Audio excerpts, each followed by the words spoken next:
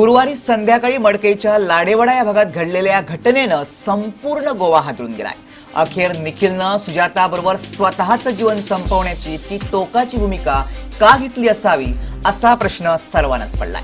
आता याचं उत्तर निखिलची जबानी मिळेपर्यंत मिळणं कठीण बनलंय। मात्र इन गोवानं या सर्व घटनेचा मागोवा घेण्याचा प्रयत्न केलाय। संशयित निखिल हा मूळचा झारखंड येथील असून अनेक वर्षांपासून तो मडगावच्या वरगाव लोटली भागात कुटुंबासह राहतोय।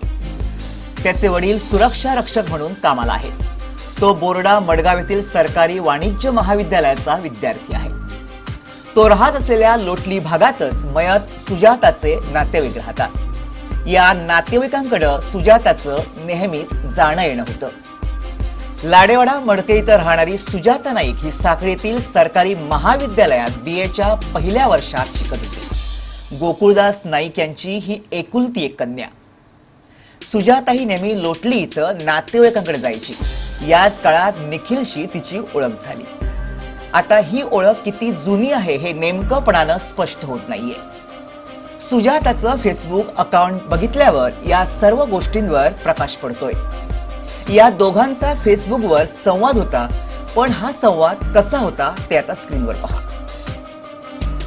सर्वप्रथम सुजाताचं आणि निखिलचं असलेलं किंवा नसलेलं प्रेम प्रकरण हे गेल्या नोव्हेंबर नंतरच सुरू झालं असावं असा तर्क इन गोवा मांडतोय। याचं प्रमुख कारण सुजाताचा वाढदिवस। 24 नोव्हेंबर हा सुजाताचा वाढदिवस।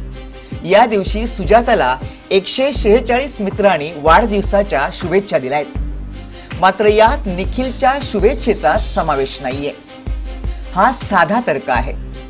फेसबुक मित्राला त्याला वाढदिवसाच्या शुभेच्छा त्वरित दिल्या जातात। जास्तीत जास्त एका दिवसाचा विलंब होऊ शकतो। मात्र निखिलच्या बर्थडे विशेष इन गोवाच्या नजरेस कुठेही आलेला नाहीये।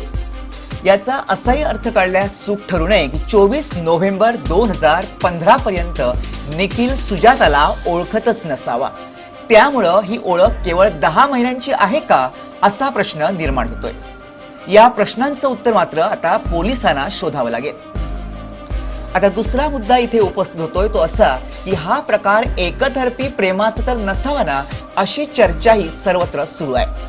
आणि तो एकतर्फी प्रेमाचा असावा असा अंदाज इन गोवाकडनं व्यक्त केला जातोय।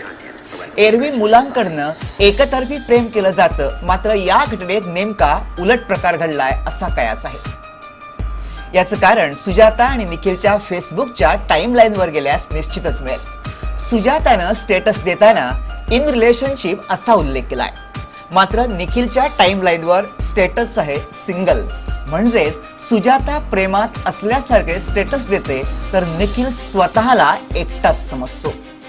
इतकंच नव्हे तर सुजाता आणि निखिल यांनी फेसबुकवर फोटो शेअर केल्यावर एकमेकांना दिलेल्या कमेंट्स फार बोलक्या आहेत।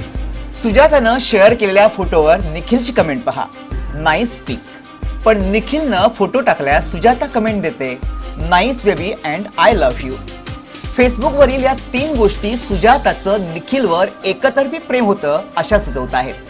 आता नक्की दोघांमध्ये काय होतं, कोणत्या गोष्टींमुळे दोघांमध्ये वाद होता आणि निखिलनं एवढ्या टोकाची भूमिका का घेतली या प्रश्नांची उत्तरं मिळवण्यासाठी निखिलच्या जबानीची वाट पाहावी लागेल। दरम्यान उभरत्या वयात भरकटलेली तरुणाई विनाशाच्या दिशेनं वाटचाल करत असल्याची चिंता सुजाण गोवेकरांना सतावू लागली आहे। फेसबुकाचेर तेगेले पोस्ट घातले, तेचेडून कंप्लेनूय केल्ली क्रायम ब्रांचान। परवरी वचून मागीर तो फोटो काडून घेतलेलो, पूण तुजी डिटेल कितें आसा ती सगळी म्हायती पुलिसा कडल्यान मेळटली। पूण सद्या फेसबूक आनी वॉट्सॅपाचेर जे कितें चल्लां हेजेरूय मातशें पालकांनी लक्ष दिवपाची गरज आसा। इन गोवा खातीर मडकईच्यान सागर मुवी। पडपडून सामके पील कशें सारके दोळ्यांनी पळयले ताका आर्म मारले ते सारके